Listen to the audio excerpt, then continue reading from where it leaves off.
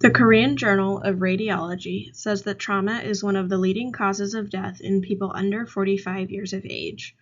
In a trauma setting, there is something called the golden hour. It is the 60 minutes after the patient arrives at the hospital following a traumatic injury. Beep, boop, beep, boop, In this beep, boop, golden beep, boop. hour, a radiographer is often a key character in the patient's outcome.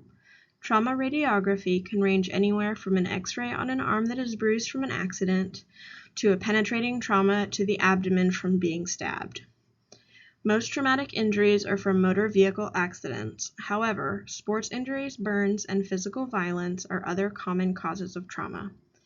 According to Radiopedia.org, traumatic injury is defined as damage or harm of sudden onset caused by external factors or forces requiring medical attention.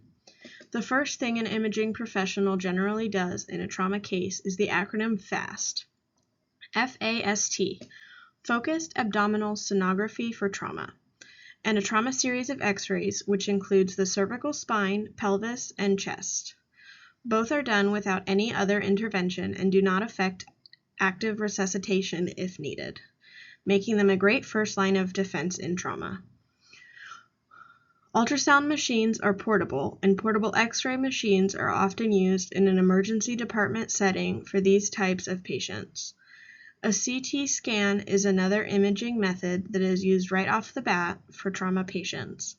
It is a series of cross-sectional X-rays giving the doctor many layers to view of the patient. CT scans are very helpful for patients who have experienced head trauma, as they very quickly produce many images of the skull. CT scans are the most commonly used modality in diagnosing a trauma patient due to the speed and quantity of images produced. This does, however, come with risks, since a full-body CT is a relatively high dose of radiation. In a trauma setting, addressing the traumatic injuries often outweighs the risk of radiation for the patient. Without addressing the trauma, often potential side effects would become irrelevant. For example, the image of a penetrating trauma to the abdomen, as seen on the left, is significantly more urgent than the fractured leg as seen on the right. If the patient was pregnant, for example, a full-body CT would be needed to quickly address the trauma. While the radiation is not good for the fetus, the risk of death caused by the stab wound is much greater.